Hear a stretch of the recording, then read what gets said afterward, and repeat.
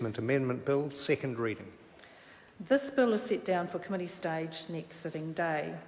I call on Government Order of the Day number 4. Local Government Regulatory Systems Amendment Bill, first reading.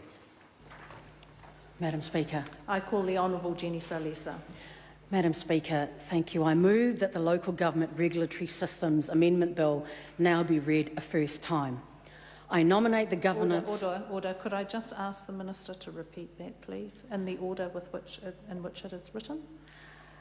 I move that the Local Government Regulatory Systems Amendment Bill now be read a first time. Could you do it one more time, please? Thank you.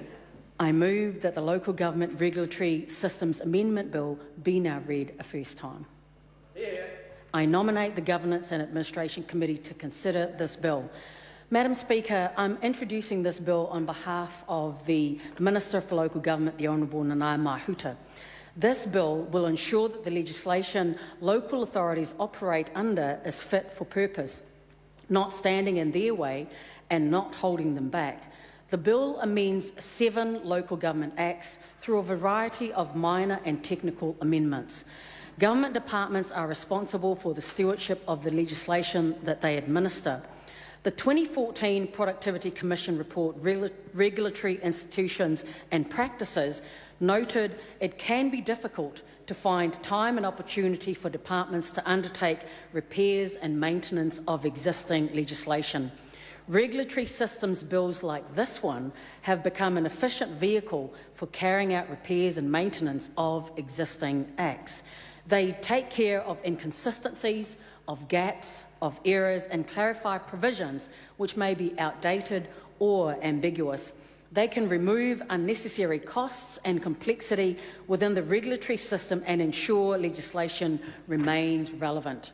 Madam Speaker, these bills are not used to make substantial changes in policy. Instead, they can be used to make sure the original policy intent remains effective in a contemporary environment.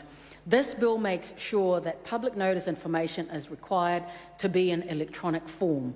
Key council information is provided in a useful digital format and removes the requirements for hard copies to be submitted to government agencies. So, with this in mind, I will now summarise the changes made by this bill to the 7 principal acts. First, the amendments to the Dog Control Act 1996 will replace the definition of disability assist dog and will remove the list of certified disability assistance dog providers from the definition.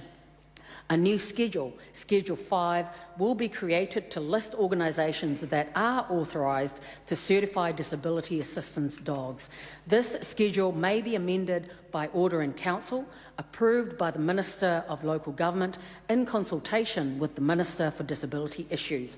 The schedule will ensure there is one list of approved organisations, and the ability to amend the schedule ensures it remains up to date.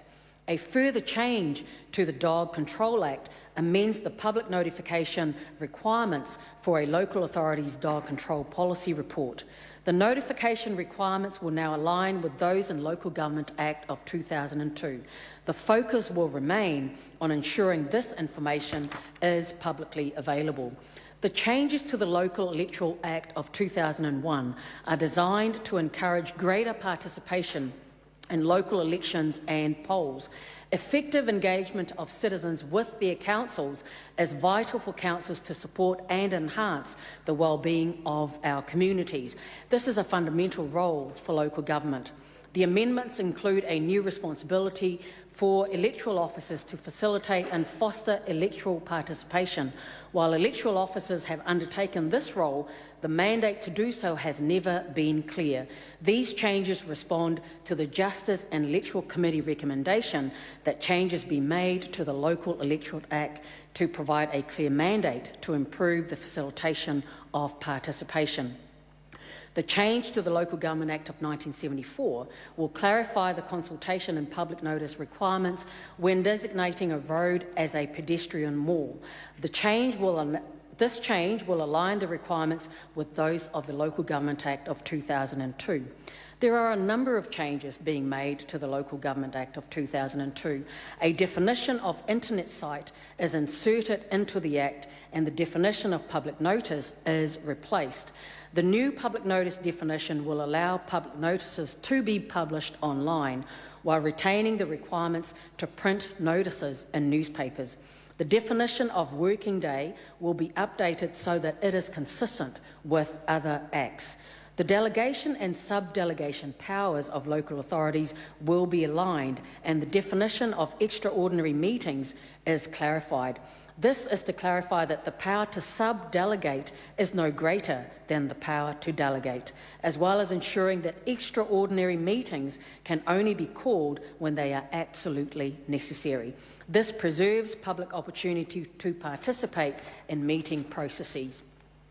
There is a new power enabling the Secretary for Local Government to set requirements of form for documents or information that must be made public. This will provide consistency of information across all of local government. Documents will be made more accessible to the public and they will ensure the information they contain can be analysed and reused in the future. The bill removes the requirement for local authorities to send hard copies, in particular documents to central government. This includes council's long-term plans, annual plans, rating resolutions, annual reports and summaries of their dog control policy and practice report. A change to the Local Government Rating Act of 2002 removes the requirement to send a copy of any resolution setting rates to the Secretary for Local Government. These documents will still be required and still be publicly accessible, but not having to send them in hard copy will reduce compliance costs for our local authorities. The changes to the Local Government Official Information and Meetings Act of 1987 will update and clarify public notification requirements.